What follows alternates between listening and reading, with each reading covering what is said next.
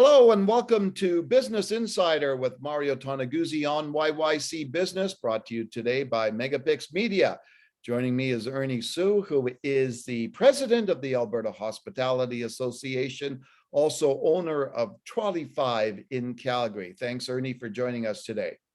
Thanks for having us again, Mario. I hope all is well. Thank you. So, just recently, last week, the government, imposed new restrictions to deal with the quote unquote fourth wave of the pandemic. The main one for your industry is the ending alcohol service at 10 p.m. Let me just ask you, just in general, first of all, Ernie, about that restriction and the impact that is having and will have on the industry.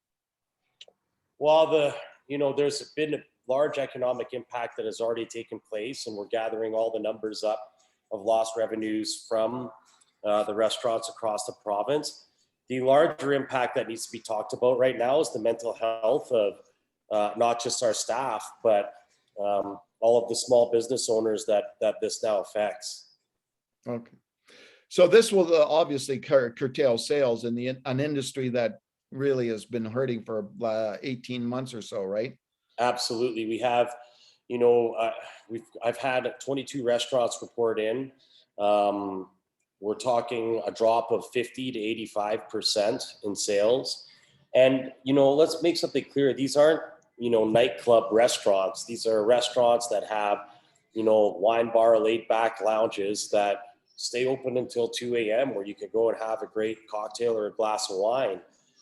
So for those lounges, our largest concern right now is the mental health of that staff, of wondering if they're going to have a paycheck or if they're going to be laid off again, which is already going to have to start taking place on the cutback in hours.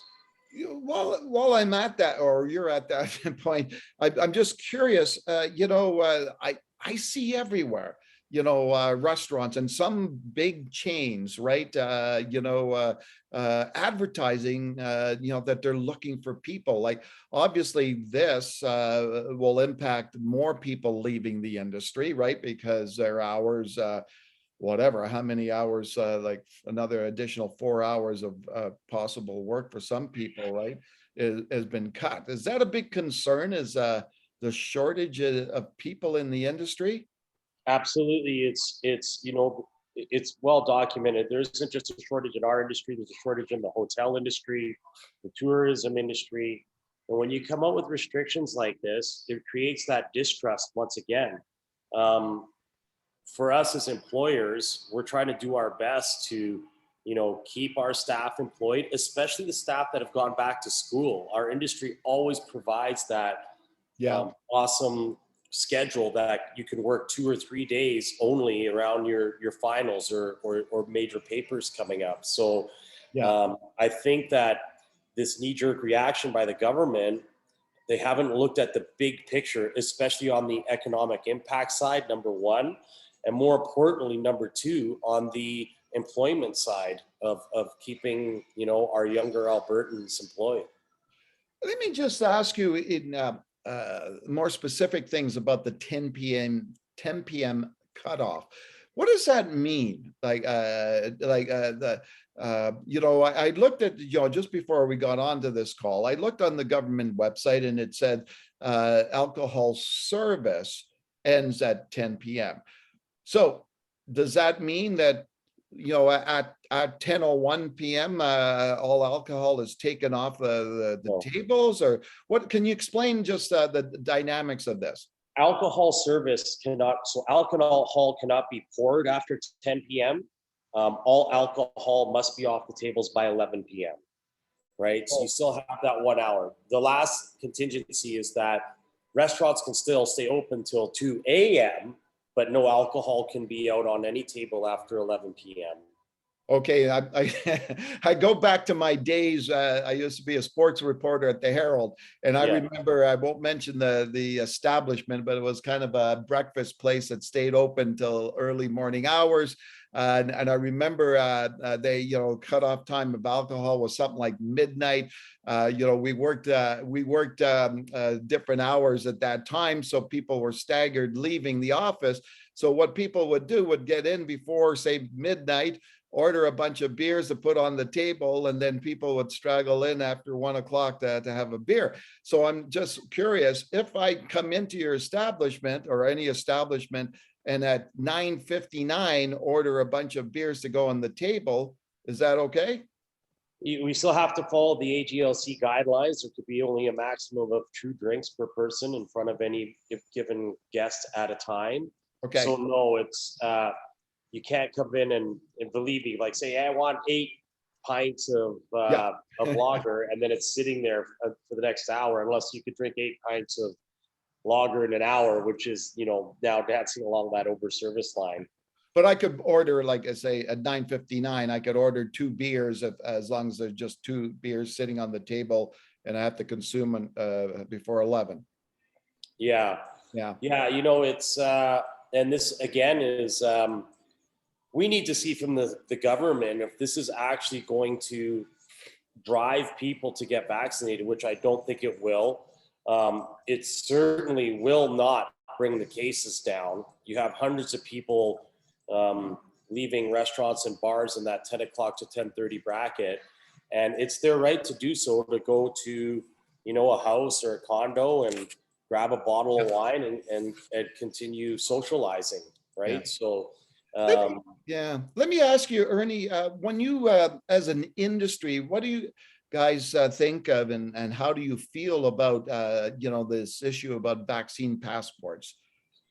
well, that's not up to us to decide right now. That's up to the government. The government has to come forward with what plans and options there's going to be to avoid restrictions at this time. Right now, we can't say yes or no until we speak to all of the restaurants in our membership across the province and get their feedback. Okay. It's not up to just our board to say yes or no. We have to get the feedback from our membership. Rural communities are going to be far different than the urban centers, right? So we have to take into consideration everybody's feedback across the province. But again, regarding any type of vaccine passport, all we can do is gather the data and get the feedback from provinces like Manitoba and British Columbia on if restaurants feel that these passports are working or not working. Yeah. So, when you look at things and the way things are currently, what is it that the industry would like the government to do? The government has to come forward with a long-term plan. Back in June, we, in a town hall with the premier, we made it very clear, like, is there going to be a plan moving forward if there's a 4th wave? At that time, the response was, we are not moving backwards. We're focused on the vaccines, and we're going to have to live with COVID. Well, here we are again with another restriction that has come down to economically impact restaurants across the province. And let's remember, hospitality is the only sector that has been targeted in this first wave of restrictions. So, this is where the mental health issues are really going to come into play. And it's interesting you mentioned that, right? Because I when the government made that announcement, that was the thing that hit my mind as well. As this is the hospitality industry, right? Because there was no restrictions in terms of capacities, and stuff like that again, or so any of the retail industry would be hit at all. So it was nothing like that. So it was just here, it was just, I found it kind of odd, but you got to be grateful though, the fact that those capacity things didn't come into place, because that would have been probably devastating for the industry. Well, any layer of restriction right now is going to be devastating for the industry. We, after all of the money invested in the PPE during the lockdowns, in and out of being open, that's our ask from the government right now, was what's the long-term plan? And not just for us, for education, for every other industry out there. We don't want to see any economic impact on any industry out there. Were you given, as an industry, were you given any indication of how long this 10 p.m. Curfew, I'll use that term, will be in place? We had a meeting with our stakeholders from the engagement team with the government this morning. And at this time, they don't have a timeline for us. We're hoping that we have something by next week. Oh, okay, super then. Yeah. All right, well, thanks again for joining us today, Ernie. I know it's tough times for the industry these days, and well, it has been for 18 months. So I appreciate you taking the time to do this. Cheers. Thanks so much, Mario. Okay, great. That was Ernie Tsu, who is the president of the Alberta Hospitality Association. He's also owner of Trolley 5 in Calgary. This has been Business Insider with Mario Toneguzzi on MegaPixx Media. Thanks for joining me today.